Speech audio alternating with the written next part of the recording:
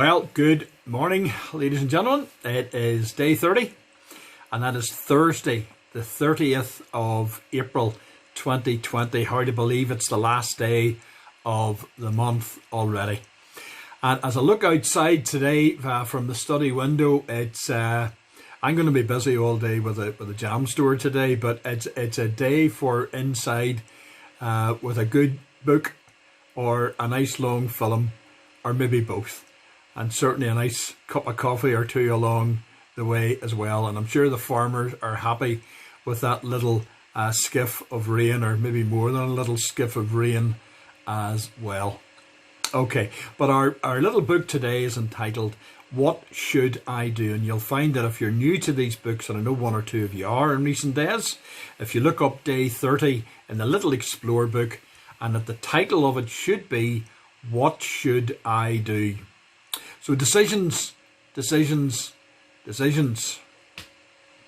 In his famous little book on the art of war, I have a copy of it, it's a super little book, by a man called Sun Tzu, a Chinese general and military strategist from 400 years before Christ. He wrote this, and he said this. He said, keep your friends close and your enemies closer. Well, in chapter 27, here we have the perfect example of this. Here we find David siding with the Philistines, the dreaded enemy of the Israelites, thinking that he was bluffing the Philistine king, but not realizing that he was being played himself like a puppet on a string that he is. That old saying, you can't kid a kidder, certainly applied to the king here. Here we see the righteous David wandering aimlessly and prepared to do the dirty work of an arch enemy whenever times get tough. In many ways, he had sold his soul to the devil, as we would say.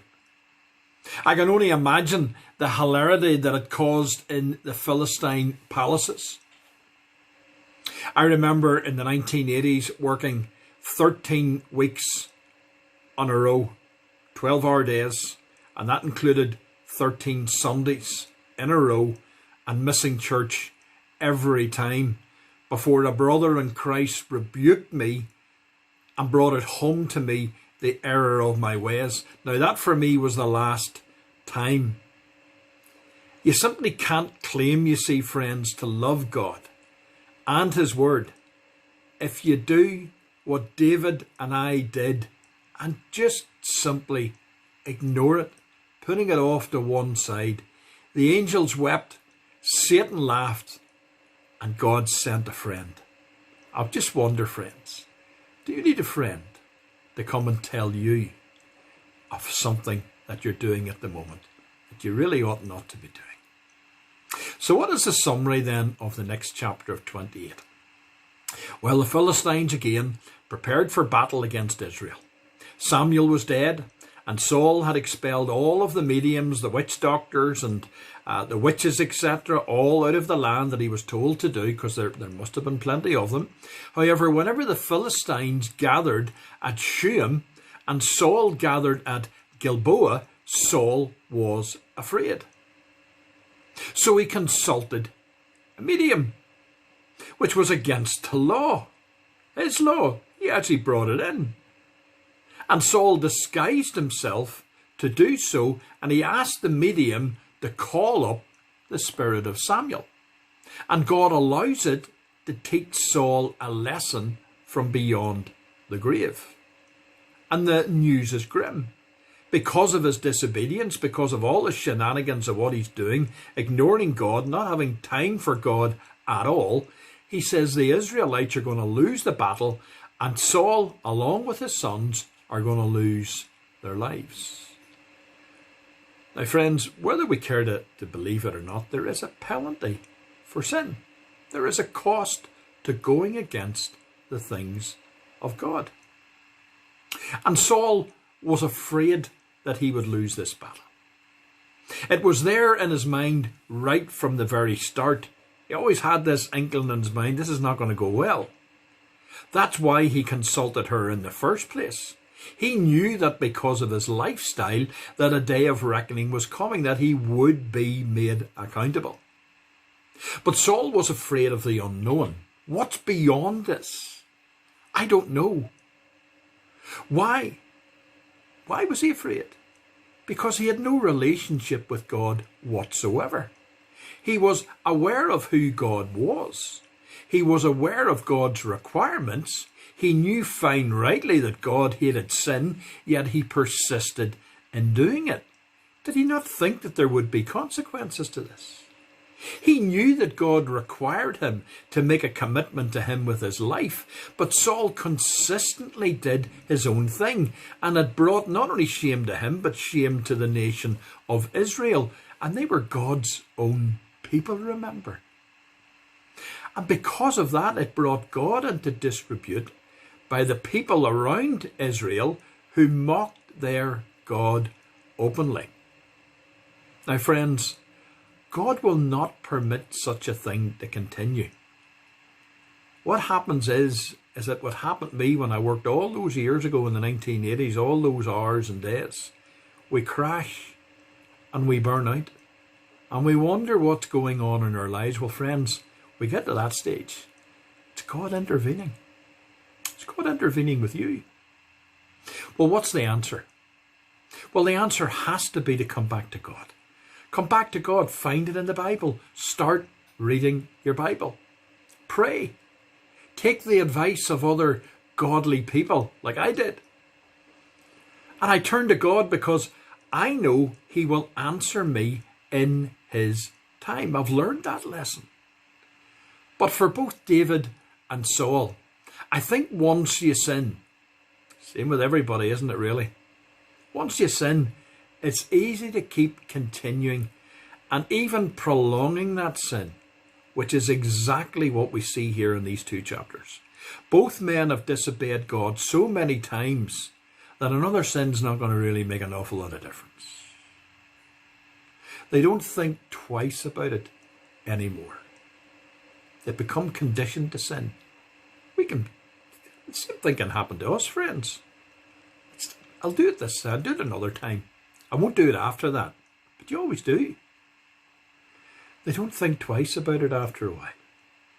And we too are influenced by the company that we keep. We are. We won't be asked to sin if we have the right company and the right friends. Isn't that right? David is likewise living the lie for years now. And I know for a while that I did too as well. When all I could see, whenever the Waynes were young, was bills, groceries, more bills, school stuff, more bills. And God just didn't get a look in. I was far too busy. So if that's you today, take it from me. It's the road to nowhere. Friends, I say this often in church, because it was the motto, if you like, of my ministry on here. I hope it is. God first, others second, and keep yourself way to the end. It's a good way to be. Regarding mediums, regarding all of these things, you might think, well, I wouldn't do that, Trevor. They scare me. And they should. And they will. And maybe I'll talk to you about my experiences along the way of all of these things. But reading your stars, friends, is the same. Having your palm read is the same. Don't do it, folks. You're playing with fire. Sir Walter Scott once said, "Oh, what a tangled web we weave when first we practice to deceive." My friends, how are things between you and God? Is your life a tangled web of this way and that way, deceiving everyone, including God, clinging on to things, keeping all of your options open? Or is your life focused on God and focused on him alone? Here's your challenge for today onwards, to think out that question. Am I like Saul? There's nobody like me. I'm the king or the queen of the castle. But in reality, your crown has slipped. And you end up, you're like Humpty Dumpty sitting on the wall waiting on that fall. Well, God wouldn't be happy with that situation, would he? Or do I really belong to Jesus? Perhaps you're a wee bit like David, clinging on to things, simply keeping him in the mix, just in case things don't work out somewhere else. You know, when confronted with all of these things, may God open your eyes and my own to the wonders that he has in store for those who love him. You know, 1 Corinthians 2:9 is a beautiful verse. It says this: "Eye has not seen, nor ear heard, nor have entered into the heart of man the things which God has prepared for those who love him." Isn't that a great verse for today to think over? Friends, the Lord bless you real good this day.